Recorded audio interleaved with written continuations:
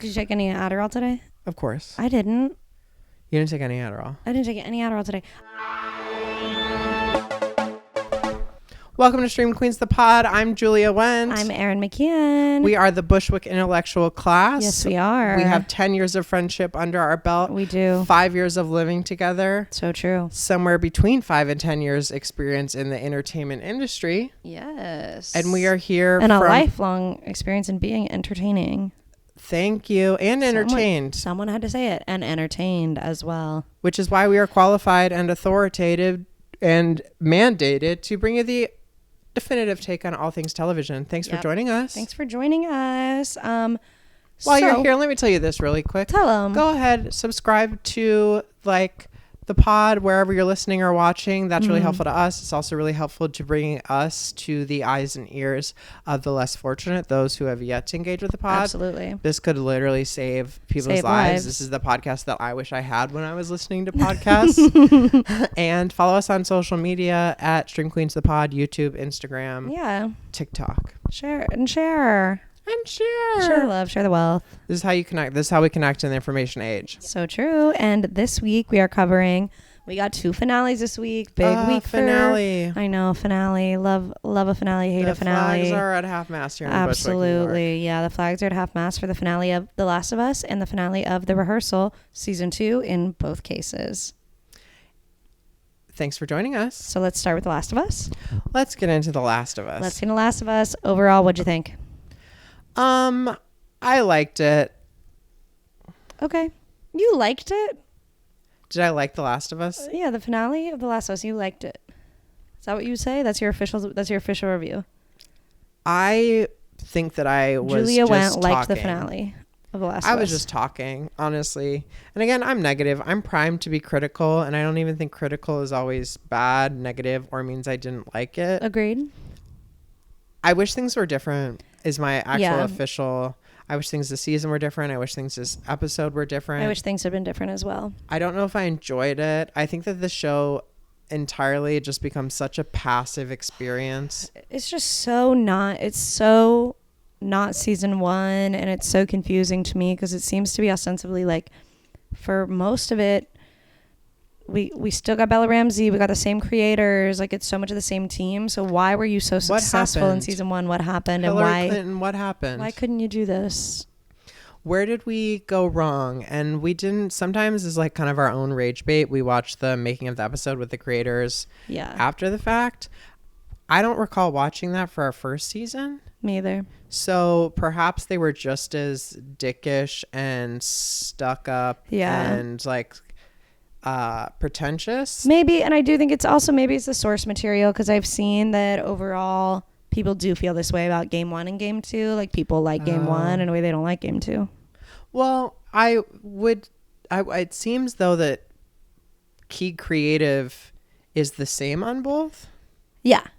So, you're saying the source material being the game. The other thing got it. The source material being the game, like the story that they also created though.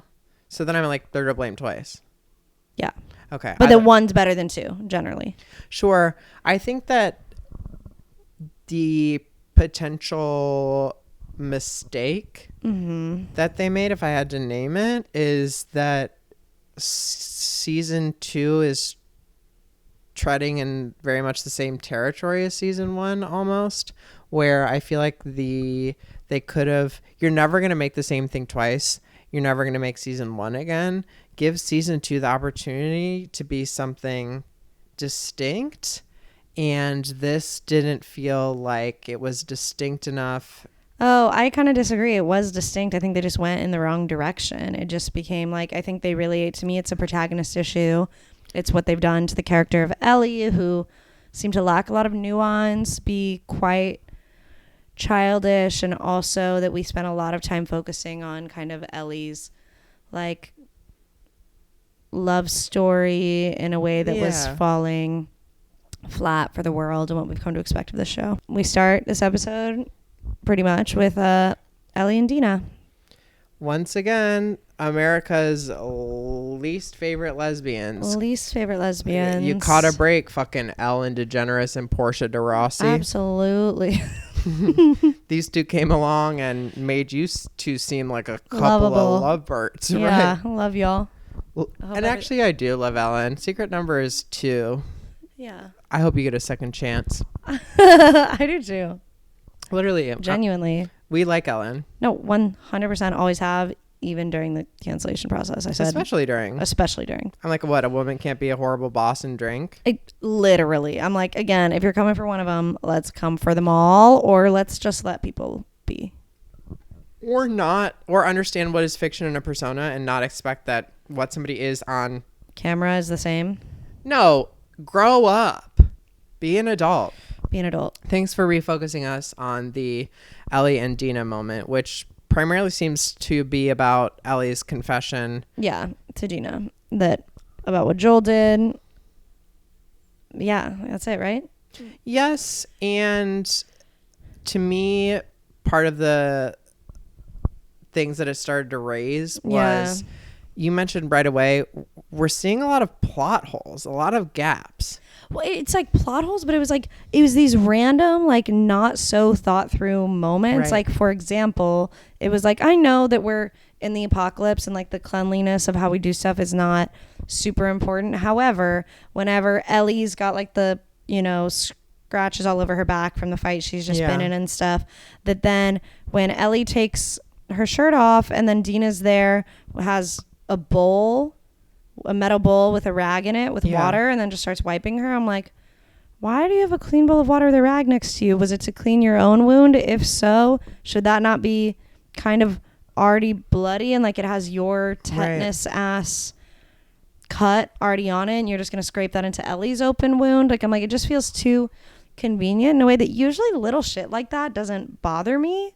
But in this world, I just felt like because I'm so uninterested in the story at this point, I'm just noticing these stupid seeming things where I'm like, well, that's weird. That's interesting. You also flagged, like, we have no idea how Ellie escaped the hospital. Literally, I'm like, you were in the basement of a sealed off, highly protected area where the elevator shaft had fallen, and we just saw you walk into the theater. How the fuck did you get out of there? There were other people there that you did not kill. We have to have, like, there is like willing suspension of disbelief that we're that's asked the thing. to do. I'm really willing to suspend my disbelief, but they make it really hard. Yeah, and I'm wondering, how did they do that so thoroughly? Because if I'm tripped up by those things, right? Were they not perimetering the hospital after you just came in guns ablaze and brought Nora down to the basement? And also, even for the people who knew there were spores in the basement, the elevator shaft just broke. Does that not open kind of an entrance to it? Like, wouldn't you think there'd be tons of WLF around? Right, all guns aimed at it. Yeah, and just kind of like dealing with that. Like, how the fuck did Ellie get out of there? And it's just like, I don't know. That I also just, in terms of like oversimplification, and where, like, again, we're willing to see certain devices or whatever, but if they're an eyesore or they take away your attention and focus, then it's doing a bad job, which is to say the bloody water and shit that you're talking about came from Jesse performing first aid on Dina's arrow wound with sanitizing it with alcohol and then being like, you want this drink? And Dina being like, no, I don't want alcohol. And that being the thing that I'm like, you're what, 2 weeks pregnant and you just got shot with an arrow and you're not gonna have a shot of whiskey? Give yourself a break, girl. And just like, it's fine. To kind of put the nail in the plot hole stuff, did Dina not have any curiosity? Did no one in all of Jackson have any curiosity about why this group of people came out of nowhere to kill Joel violently? That is another thing too. Why was no one questioning that prior? Like, Ellie kind of just came in and was like, hey, so by the way, the reason those people killed Joel. And I'm like, they weren't fucking raiders. They didn't even come into the town. They just wanted Joel. They beat him to death really, really violently. They knew his name. Two of y'all. Yeah. What did y'all had no questions? Conception? What did you think had happened there? Like, enough that you're going to go on this journey with them. Bizarre. Yeah. It's so weird. And then, yeah, then what? Ellie and Jesse? Yeah, two baby daddies out on the town. Two baby daddies take a day out on the town and... Because they're going to go meet Tommy. You gotta go see Tommy. Yeah. Another baby daddy. I know. 3 BDs. Daddies all the way down. I know. I mean, that was a pretty... That almost was an interesting scene. Which one? Devastating. When Ellie and Jesse were talking and he's like, I know Dina's pregnant, basically. And then, or he's like, she's pregnant. And then Ellie goes, like, shit. And then looks at his face and goes, you were guessing? Oh, I'm like... Ellie was so juvenile and childish in that scene, in this whole episode. Like, and then Jesse was doing, what I would expect him to do, being like, that's my kid. Yep. I'm getting my kid back to Jackson. And also they have the conversation too about like... Nice to see a father stepping up. Yeah. I mean, oh God. But he... Yeah, please.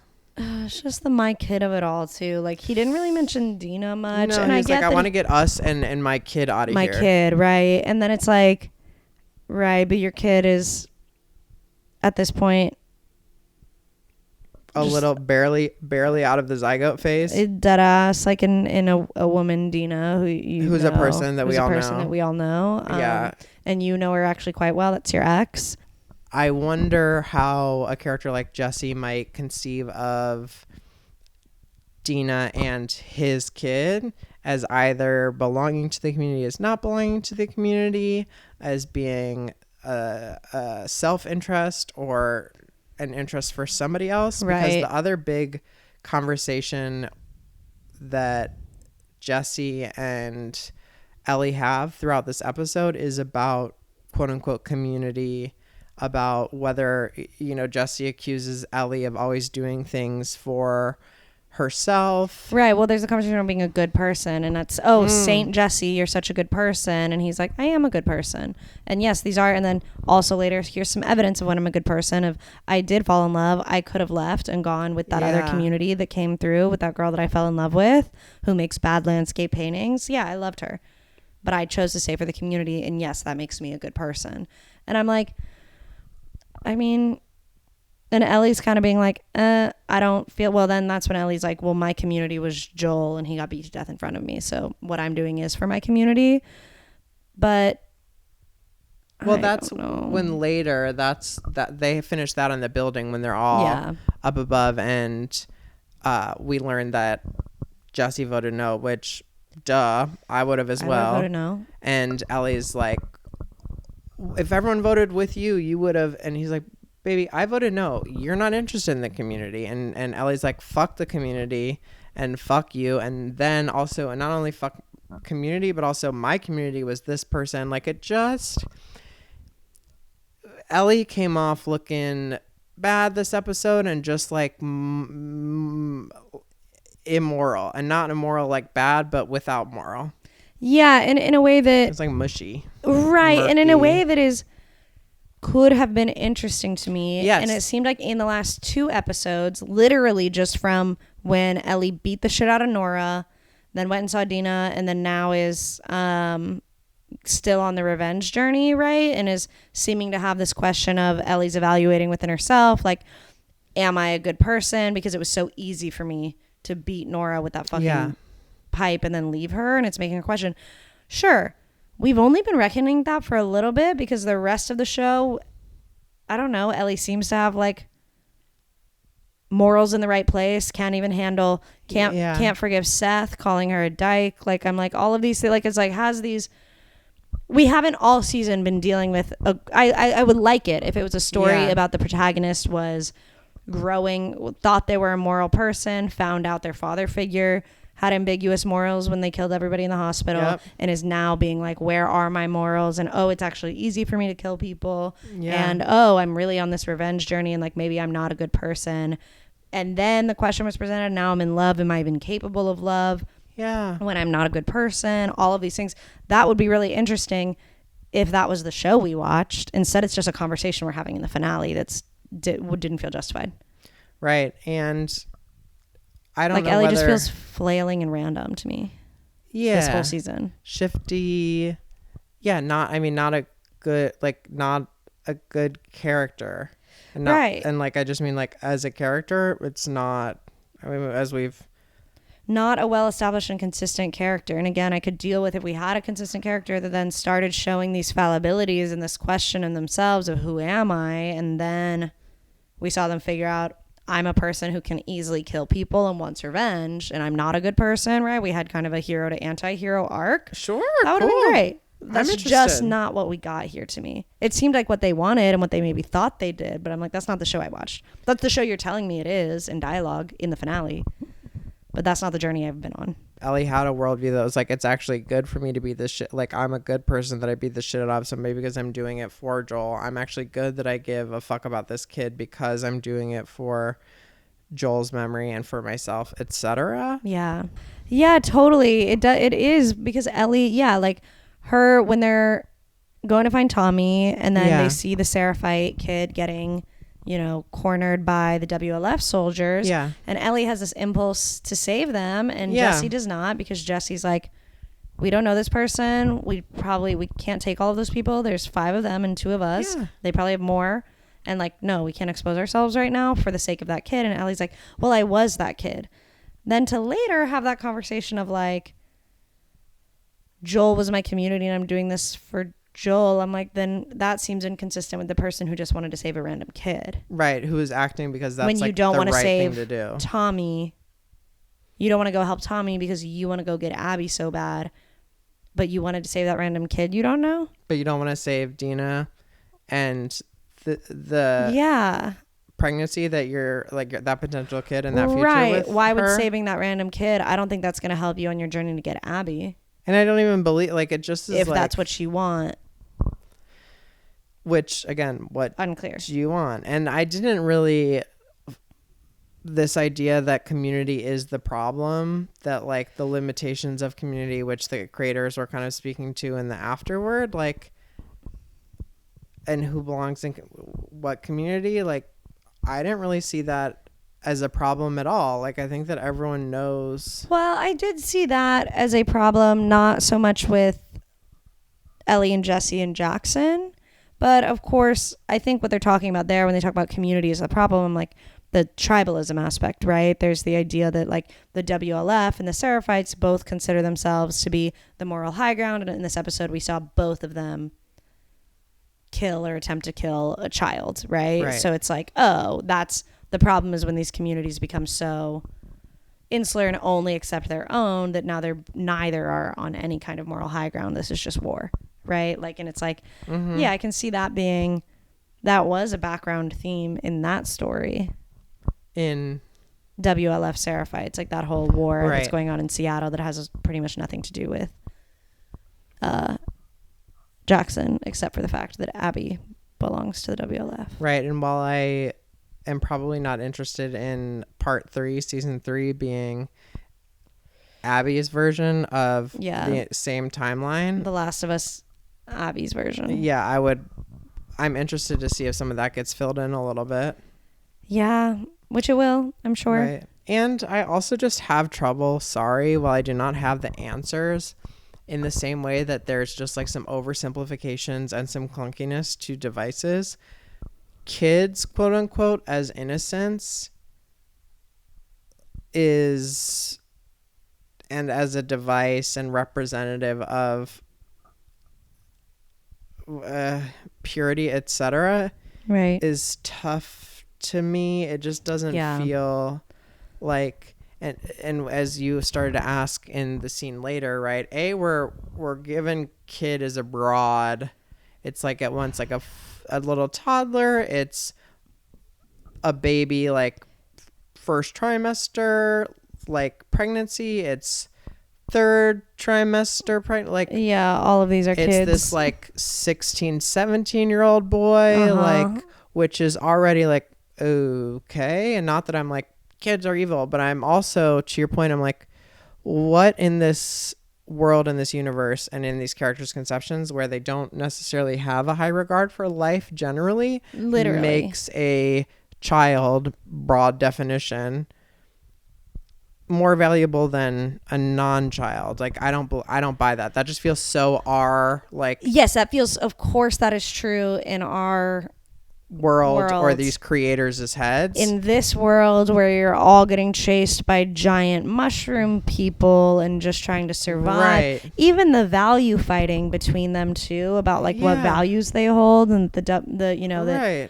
that the Seraphites don't like technology, whatever. And I'm like, I guess that is what happens when people are in a state. They still go to these kind of base humans are fallible and fall into these traps thing.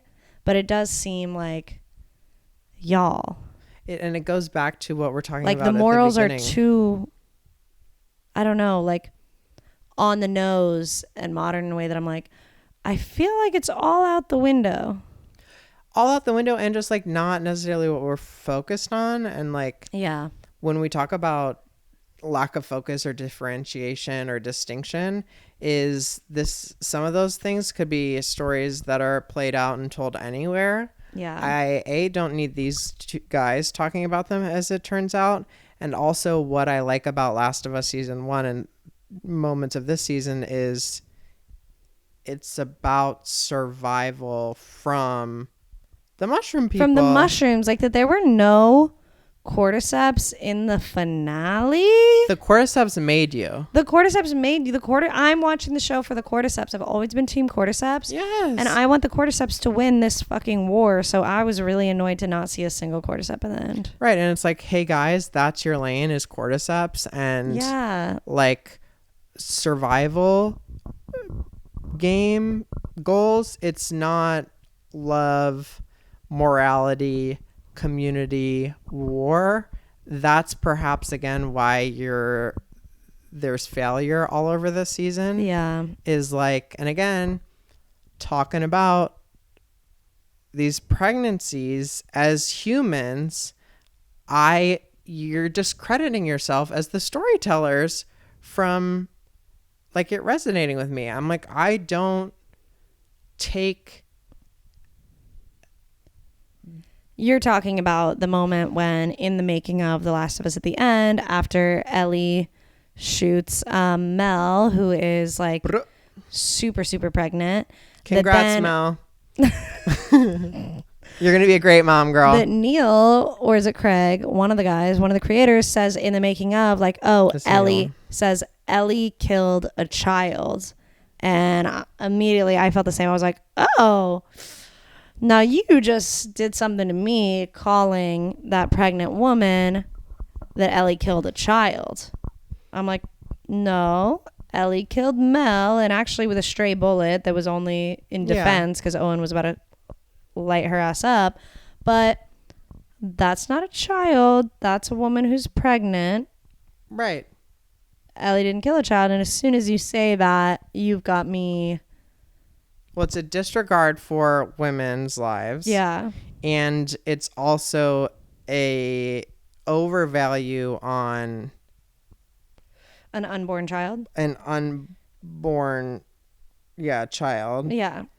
Or whatever is the word that I would be most stand behind. Well, I mean, yeah, she's in her third trimester. Like there's certainly a baby in there. You know what I mean? But even like unborn baby is more accurate than no, that is not a child. That is an adult woman that she shot.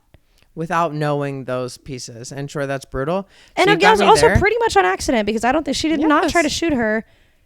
Owen grabbed a gun and she shot, and the bullet went through them both. Like, I'm like, Ellie didn't. Owen killed him. Yeah, Let's I mean, have that conversation. fully. Owen knew that person was pregnant. And also, Ellie's a fucking child. Ellie That's looks a about kid. 14. We know she's 19 from context, but when you look at her, you don't know that. Right. That looks like a kid. And it is tough to me, and maybe I'm reaching, but that the characteristics of Ellie that make them protagonist and protagonist worthy are their masculine characteristics, and they have distinct like androgyny away from femininity. Yeah, totally. And to this point, then not only am I suspicious because of those reasons, then you've got me because you're using violence against women as a device. And that's what I'm really brought up for me in that scene at the aquarium in the pipe room is like, oh, you are using, and that they spoke to this, the creators afterward, the writer, the co-producer, the directors, of using this character, not a character, woman who had no lines, no goals of her own. She had really sympathetic facial expressions in almost every scene she was in. Literally. And then her big action was trying to save the unborn child inside of her, which dope and cool and believable, whatever, but didn't strike me as people who, as that the storytellers were interested in the authenticity of that character's experience, and in fact using the female experience or a female experience such as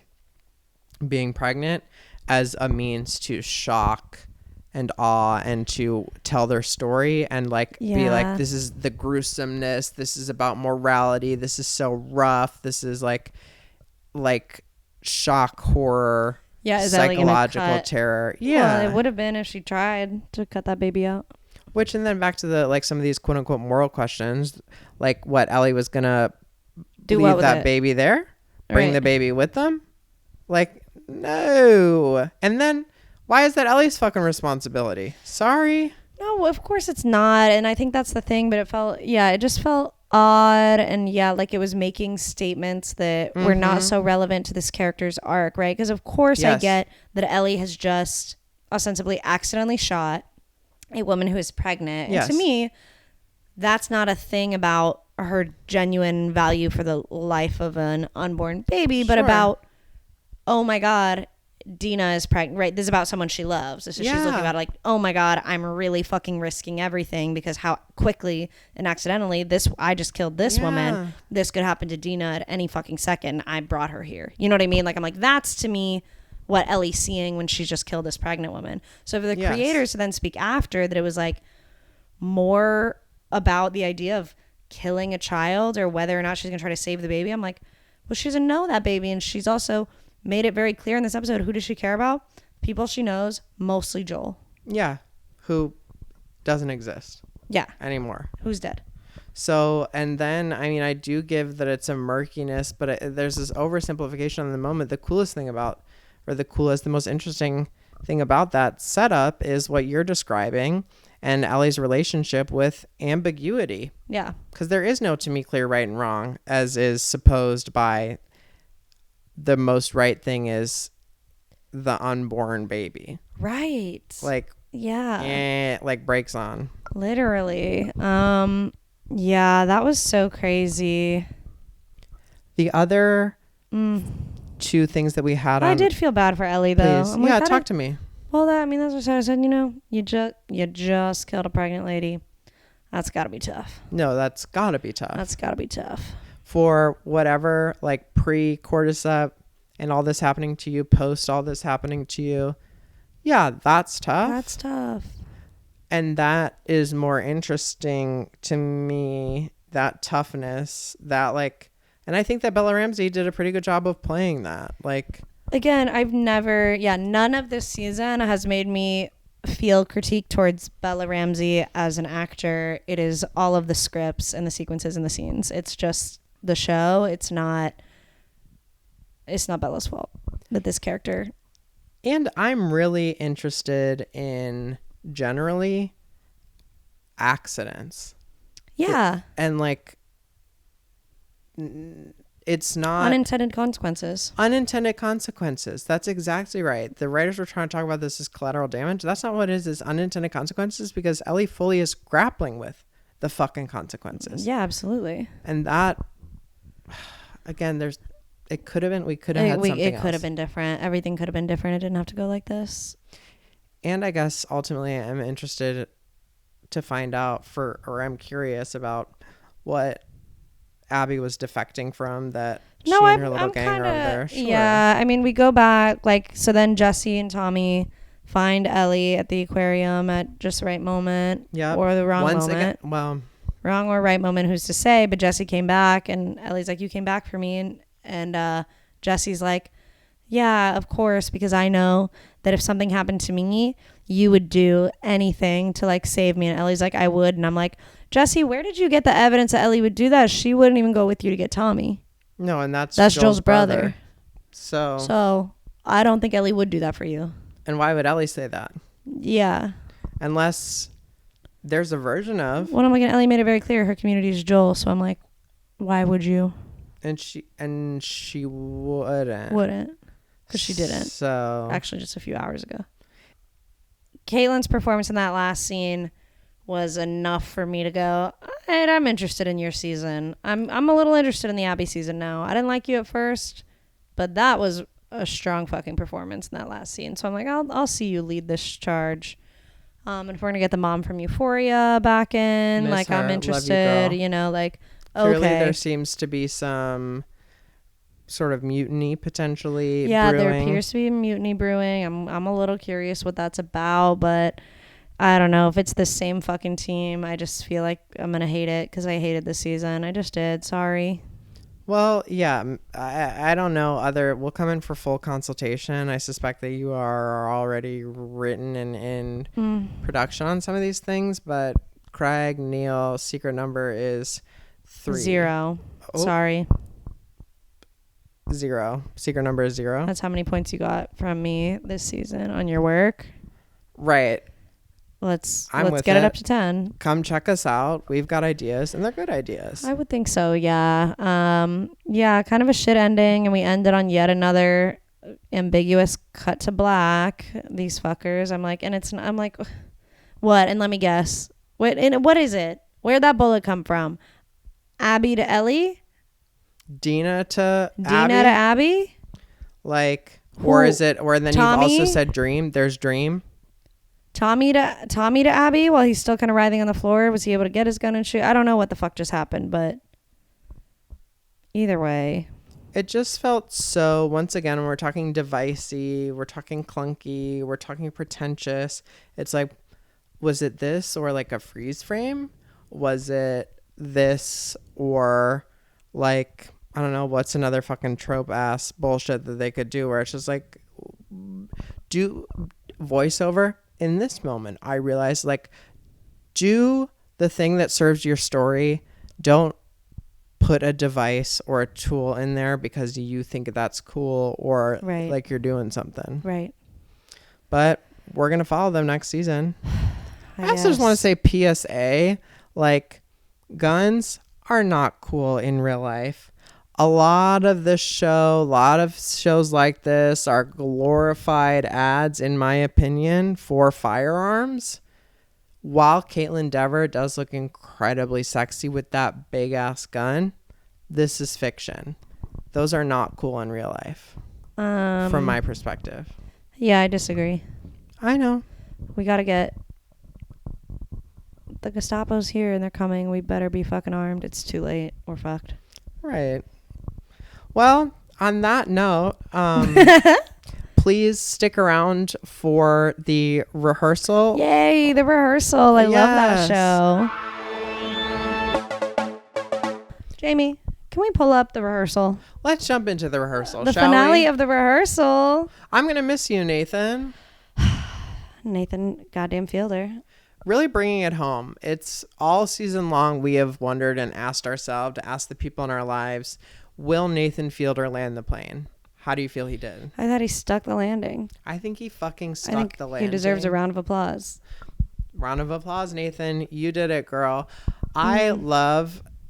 There are heroes around us all of the time. Yeah. And that one lady who is sexually attracted to Einstein and who keeps wearing the sleeveless gloves with the bow. She came back. She is a hero, and she's somebody who's clapping big for Mr. Nathan. I know, and she should. And honestly, this episode did make me think, like, bring back clapping for pilots, like, especially if they're having these kind of socialization problems. Like, let's be grateful to our pilots. Let's stop calling that corny or annoying or dumb.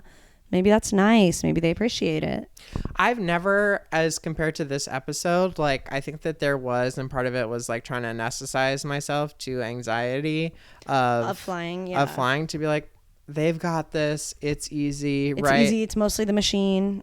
Right. And that's, oh my God. And that level of, I mean, that's what flying takes for the pilot. honestly, for the passengers, is just a confidence that everything will go great and that the pilot will land the plane, Yeah. and that if the pilot is in the cockpit, they're meant to be there. Well, and that's, yeah, 100%.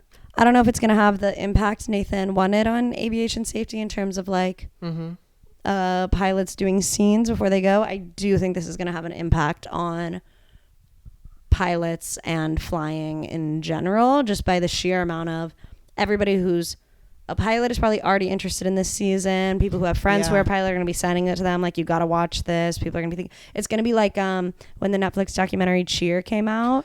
And my cousin who was like a high level competitive, shout out Monica, secret number is 5678. oh my god, I thought you were I was like, do you think my cousin's name is Monica? No, Monica Adamo. I know.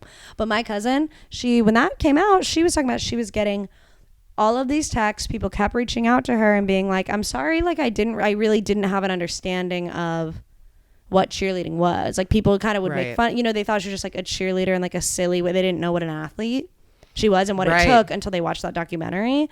And I think pilots are going to be getting a similar kind of reaction all around. I think the only other, never mind, we'll save it. But do we want to get into the setup? We start, of course, Nathan. All our actor friends are back. Emily, who we love. Miss Fingerless Glove. Yes. Who, the Einstein pervert. Sorry. I'll have a coffee, black. Yeah, like I'm good, thanks. Like so I'm like funny. But to then get that line and still be willing to do it, you're willing to risk your life to say that line on TV. So it's inconsequential, you know what I mean? Like I'm like, it's just so. Do you think that's the funny. motivating factor, or what is motivating? That's a good question. What is motivating the actors? Actors are that's all they want, right? What, to be on a plane that Nathan Fielder's flying? If it's on camera, yes. To be on camera. All they want is to be on camera. So yeah, they're also, I feel like actors are so trained never to say no to any opportunity to be on camera. You know what I mean? I feel like that's the whole thing about actors. Are you getting on that plane? Am I getting on that plane? Yeah. Not in that context. Say more. I would not be one of the extras and agree to do that for a line and be in a plane by a relatively inexperienced pilot. However, it's Nathan Fielder. Right. What if I'm a producer on that show?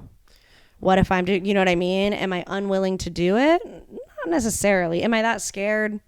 No. If it's day one, no, I'm not getting on that plane. If I've done all these fucking days with Nathan Fielder, I kind of get the production. I know it. Like, I've come this far. And like, I trust these people. Yeah, or at least I know these people, right? Yeah. Like, there's this sunken cost fallacy, too, that goes in. But just like, yeah, maybe I'm getting on the plane. What about when he went to Henderson, Nevada? Shout out Henderson. Love everyone I met there. What about that brief mention of Nathan's former gambling problem that didn't seem to come back up? Well, and what do we think? I'm like, wait, what? Clearly. And he just mentioned it and it didn't have any resolution, did it? I guess maybe it's some kind of evidence of, I don't know, as someone who's had when we think of like qualifications to get on the plane and like the test he's taking, and it's like anxiety, depression, and et cetera. And what's the et cetera, which is so funny. And it's like, yeah, could it be autism, whatever, but also could it be addiction, former addiction, like I'm like, yeah, what is it? But the gambling mention was interesting to me. Do you have any thoughts on that? If I had to try and break it down, there's something to the like there's a morality to all of this too, which is interesting. Like, we're talking about like a flaw of character. Oh, and that he likes gambling. Like, you're kind of gambling with these people's lives, are you not? There's that, and there's like plus are you mentally fit, right? Unfortunately, again, we associate mental illness and mental health with goodness. Sure. As we do with all sickness, actually, and sickness and health in this country, we moralize it.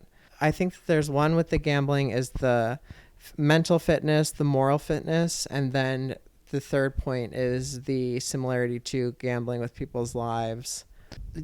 Do you have any insight or reflection on the gambling piece? No.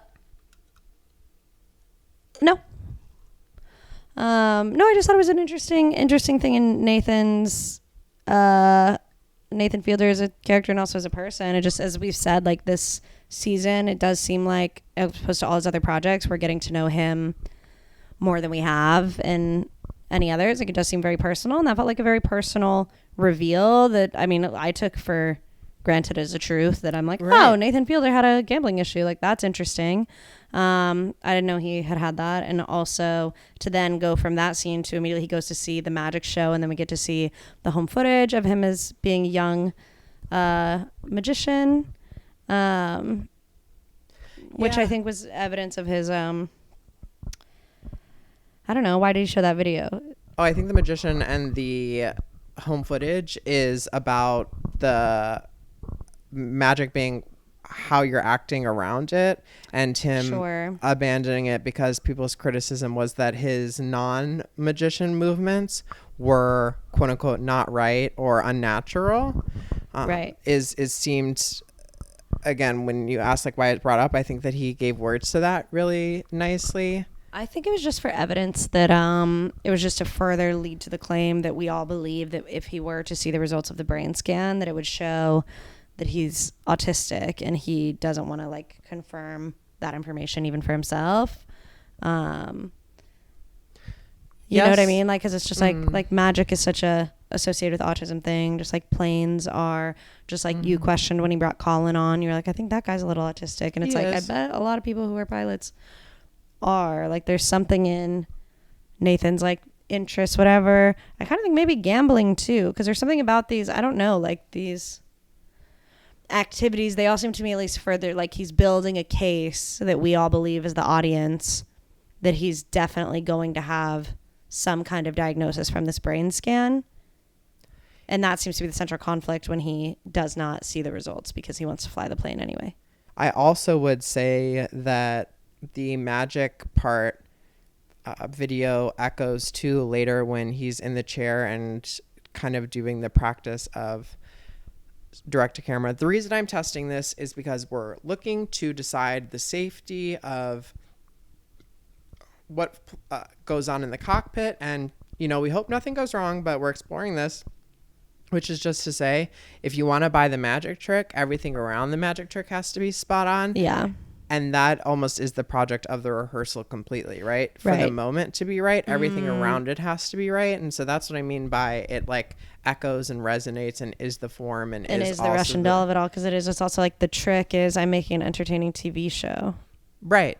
Like, this is all a guise for me to influence aviation safety, or is it the other way around? Is it both at the same time? Like, because the obstacle, of course, that we get to is the FAA medical authorization screening. And he gets the question, how do they phrase it? It was like something about like mental, it said depression, anxiety, etc. Like, do you have any of these things, depression, anxiety, etc.? And it's like, yeah, what is the etc.? And also that's an interesting question too, because I feel like they ask that on a bunch of random stuff. You know what I mean? Like, have you been experiencing whatever? It's the same way like anyone who's experienced depression and does a lot of like therapy or psychiatrist kind of stuff, where you never say you're having suicidal thoughts. Not unless you want to get locked up. Yeah, you just never say that. It doesn't matter if it's true or not. And it's like that question too, even the way other people are advising him to answer, it's like, yeah, you kind of just say no because you can't say yes on that question. But it's like, why? You know what I mean? He was talking about too, like anxiety helps me perform, right? I would hope my pilots, as we were talking about earlier, I would hope they feel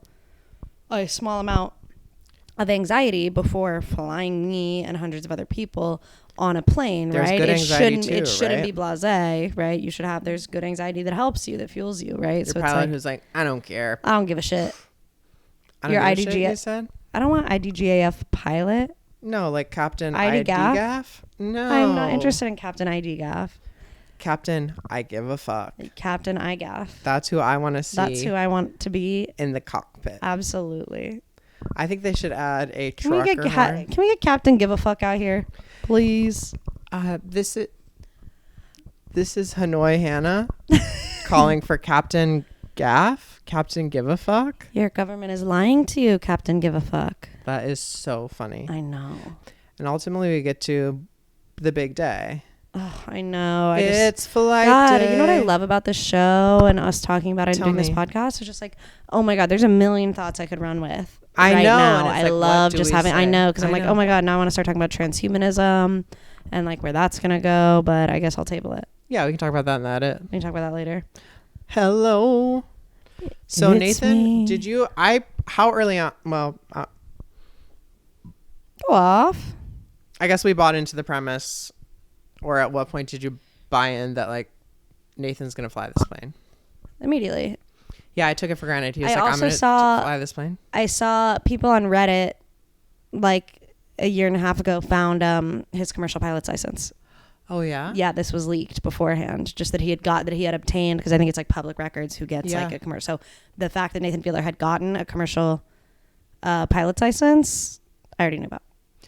You knew about it a year and a half ago? No, I knew about it as we've been watching this show and I've been reading Reddits and stuff. Well, that's the other thing. I'm like, part of the production of this show So I kind of knew he'd go there. Beyonce level NDA and like control of information. In some ways, right? But it's like that information was out there for the Nathan Fielder head. So it's like you kind of had an idea he's probably definitely going to fly a plane, but it's still, does knowing that information, you cannot predict how he's going to portray that or what he's going to use it for in the story. So it's like, sure, we might know those details, but and then even what? as he was doubting, waffling back and forth, I was like, no, he's flying. Oh, he's flying that plane with those people. 100%. And he's going to land it, of course, because he's doing the press tour. So he made it. Oh, God. But even, I wonder, certainly there's a world where he's on there with Aaron and is like, you do it. You land the plane. You do it. Sure. I was struck in the cockpit, the relationship between that's just personalities, quote unquote, the Nathan picking up on micro expressions and then like kind of being like, are you okay? No, like, are you okay? It just to me was so lesbian relationship, and that's me projecting my own thing, but like the amount of like processing the how are you feeling, that I'm feeling fine. And it's like once you start that a little bit, it's like you gotta say something, because whether you're fine or not, you literally, it's like, well, like there's no like I'm fine isn't really an acceptable answer for Nathan, and sometimes even like in relationship. Yeah, it's so bad. That makes me sick. I'm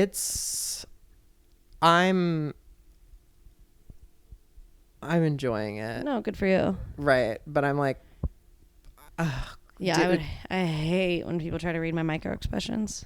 Right. And that's actually, I don't always, because sometimes I feel seen, but usually it's something, that's the other thing. But there's a difference between Nathan wouldn't accept when he goes, oh, when I was like staring out the window. Is that the thing? And it's like, sometimes you're just staring out the window.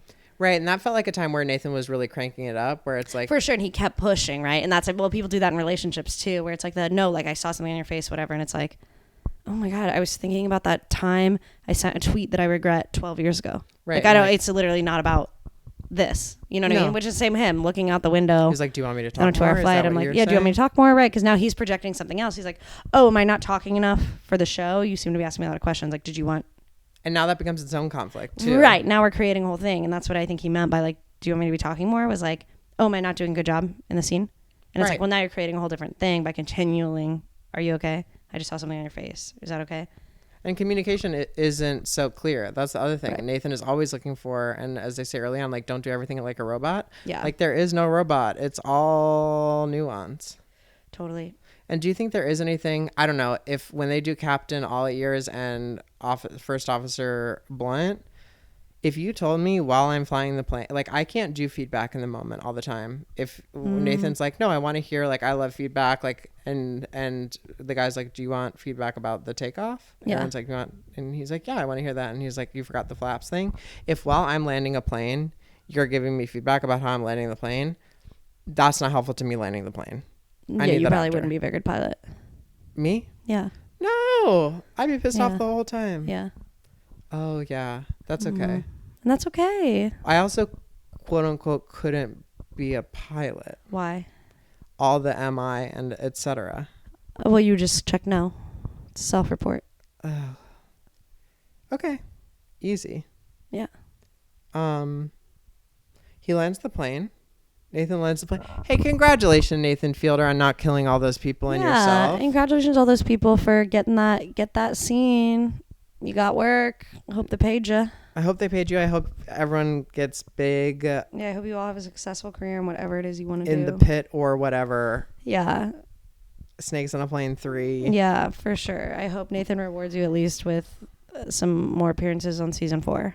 And I do agree with you that there should be more clapping for pilots. Let's clap for pilots. Let's clap for pilots. Let's not stigmatize clapping for pilots. Let's clap for pilots. They deserve it. They landed us safely. That is a big deal.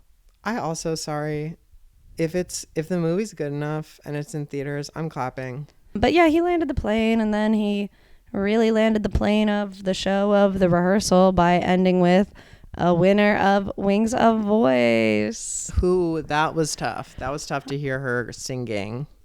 And the camera work so intense, like, oh my God. And performing, back to the beginning, performing requires anxiety. I think that like the thing that reminds me or that in my life is the closest to being a pilot, that you need that certainty of, that requires that the audience is on board and bought in, that you're bought in, is performance. And this girl is singing like she's a good singer and is playing to the camera like she's a good singer and performer. It's all it's cringe. It's cringe. Well, of course, but I will say I'm glad Nathan, I thought she did a great job considering the circumstances, and of course I'm happy that Nathan did follow through on his promise that he made, that if you win Wings of Voice, you get to sing a song of our choosing in a recreation of the Houston airport. And she did, and we got to see it, and it was on TV, and I'm happy he followed through and that he meant that. That felt like growth for And Nathan. Bring Me to Life is a hard song. Bring Me to Life is really, a really hard hard song. Really, really hard song.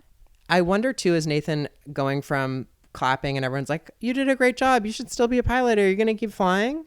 Going from that high to being in the recreation of the Houston airport, watching this bitch do a bad job in Minecraft at doing a bad job of singing, like that just feels like that whiplash would be intense. Yeah, I have a hard time saying anything negative about that sweet girl who sang that song. I think you did great, sister. On the record, you mean? Yes. Good for you.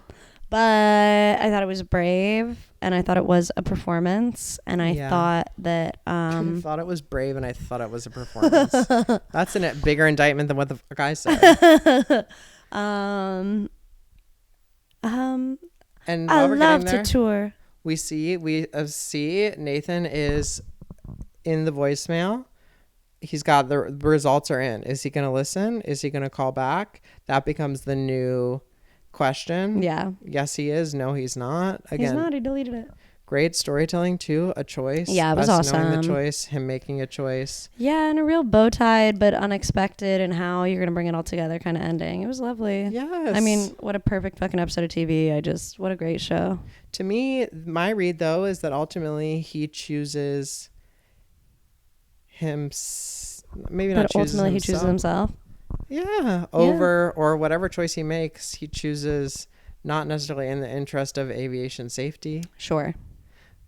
But he already landed the plane. People can start to, rationalize their own self of like, well, even if XYZ, I still am the best person to do this because of this, that, and the other. Like, we're all doing that. I think ultimately as much about aviation safety, to me, I was left thinking at the end about mental health, mental illness, neurodiversity,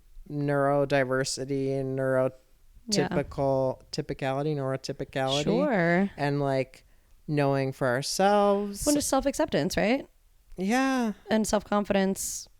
Well, and also, but like what the requirements of certain positions are, like, are you like a job that screens for mental health, and you've got people who are not being forthcoming, and also that like a yes or no on any sort of mental health challenges exclude you from flying. That's how my brother got out of the Navy. Was he had never gotten diagnosed with ADHD before, but absolutely knew that he had ADHD. Right. And he was really sick of being in submarines. So he went to the psychiatrist and got an ADHD diagnosis. So he got honorably discharged. Oh, good for Matt. Yeah. God. Really incredible stuff. Yeah. Thanks for the show, Nathan Fielder. This has been a real treat. Loved every second of it. If you or your loved ones are struggling with mental health, I encourage you, just like the bow tie doctor who lets cameras into his office, to find out. The more you know, the more you're able to work with yourselves and your environment to reach your full potential and to have the most comfortable experience of all time. Oh, and hey, chat, I couldn't disagree more. You don't need diagnoses. You do not need other people to tell you who you are. Just keep going. If you're fine, you're fine. Like, you just got to like yourself. You literally don't need to check. You don't need any more information. It may not help you. You may just get obsessed with it and then start thinking you have limitations. You don't. I'm with Nathan. Delete the voicemail. You don't need to know. It's fine. You're just you. And I agree with you in that I don't think that our two positions are at odds. You just encourage people to go get a diagnosis for their mental health. I'm saying you don't need to do that. I encourage you to ask questions and to learn more. And I'd say that a label or diagnosis. Yeah, I hear you. Yeah. Well, this has been Stream Queens the pod. We finished The Last of Us. We finished the rehearsal. Yes, and we have not decided what we're doing next week, or have we? Let's get a couple. Yeah. Here's some ideas. Hey, chat, here's some ideas. Or do you just want to give us options? Yeah, we're thinking about, and just like that, we're thinking about Mormon Wives, Secret Lives of. Mm-hmm. What else were we thinking about? 9 Perfect Strangers. Right. Yeah. And if you made it this far, go ahead and subscribe to the podcast wherever you're listening to it.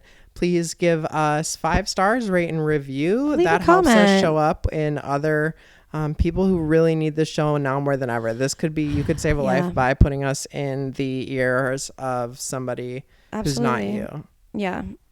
And thanks for doing that. And follow us on social media and at Stream Queens the Pod on TikTok, on Instagram, on YouTube. Yep. And join us next week where we're going to keep streaming. I'm Julia. I'm Erin. This is Stream Queens. Thanks for listening.